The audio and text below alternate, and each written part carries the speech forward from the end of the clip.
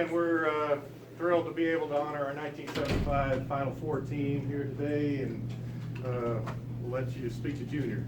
Again, the thing will be at halftime. You're welcome to be with filming on the side over there. Just stay on the black if you would. Okay, thank you. We'll open it up for questions for Junior. Junior, it's been, what, 45 years? Don't say that. When you look back on that, though, can you see how that team, I know Daniel had the one Final Four team before that, but the 75 Final Four team kind of really got it started for all the success that's followed for this program? Yeah, we were talking about that last night, that, even though, the last game didn't end like we wanted to, we felt we were, and people talking to Coach Trump, kind of elevating the foundation, so to speak. Louisville already had a foundation of great basketball. You go back with Coach Peck Hickman, Wes Unseld, on and on. But I think I think it went to a different level with our team. I think everybody realized that Louisville was now going to be a national contender year in and year out, and that's what Coach Crum did through his 30 years, and it obviously winning a championship, but he just built it into not just every now and then, but an every year thing, and we were just fortunate enough to just be a part of that, I would say.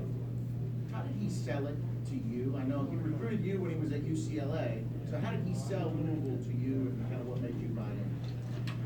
Well, my freshman coach at the high school and Coach Crum had become friends, and he recruited Pete Turkovich from my high school to go to UCLA and came back, and a lot of it was, I'm going to do some of the same things, if not the same things that UCLA did under Coach Wooden, and which we did. We ran the same offense. He approached the game the same way, and that's why, unfortunately, when we played UCLA, no one had a real advantage on what they were going to do, because we all knew and they knew what we were going to do. But so I think that was it, and my freshman coach really influencing me and the family that you need to go with Coach Crum. It's going to work out for you, and obviously history showed that it did. Junior, during that game, and I was in San Diego, so you're running the same offense. I mean, did you all make any tweaks or add any kind of new options to try and just something either at half or during the game, or was it just like, okay, who can execute with the other team knowing that what you're going to do? It was absolutely that. Who can execute? And none of the first options would work, because they all knew, we knew what they were going to do. And a lot of the game was, thinking back on it, the nuance of, the offensive rebound, the defensive rebound, whether the ball bounces here or there. I remember we ran a lot of the options on plays, and Dave Myers was guarding Alan Murphy. And playing with Dave in the pros after that, he said, I was hurting, but knees were hurting, but I wasn't going to tell anybody. And I said, yeah, we knew that, because Murphy scored 33 points on you, so something was hurting. And a lot of it was back doors, this and back doors that, and Dave couldn't keep up. So it was a lot of second, third options, and we had been running the offense, some of us, for 3 years, so we were good at it. And obviously they were a very good team also, but it got down to a lot, in my opinion, how the ball bounced at the end of the game determined who was going to win the game, and I think that's exactly what happened. Time for one more, anyone? What's it going to feel like being back on the court with these guys today? We were together last night, and it was a little emotional. It really was. And I think two things. One, how quickly time has gone by. And then the fact that there's a connection when you're on a team.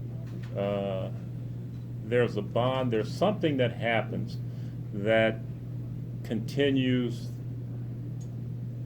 for as long as the guys are around. And I think that's what we experienced last night. There's a bond, there's something, and even if you don't see the guys every year, there's just something about been in the trenches, something about playing together, something about seeing guys at their best and guys at their worst that it's hard to explain, but that just doesn't go away. And it's a bond. That's probably easiest way to say it, but it's something that happens in each heart, every player's heart, that doesn't go away.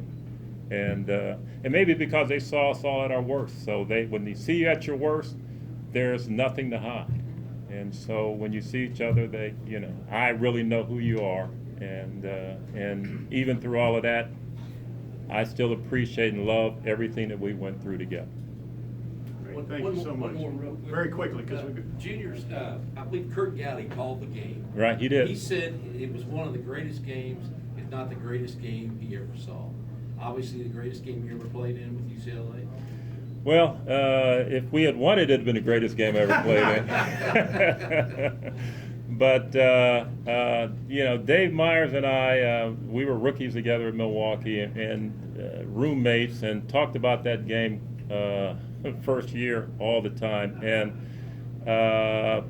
he thought that it was, out of all the games they won, he was there for the streak and all that was the best basketball game he had ever played in. And it'd been better if we had won, but I won't take that away. It was just one of those things that happens, and unfortunately the ball bounced wrong. Richard Washington makes a baseline jump shot, and we don't get to play Kentucky for the national championship. So. thank you, Junior. Thank you, guys. Thank you. Could you open that door for me over there, just so they know that we're done here? Junior, thank you for your time. No. I appreciate it.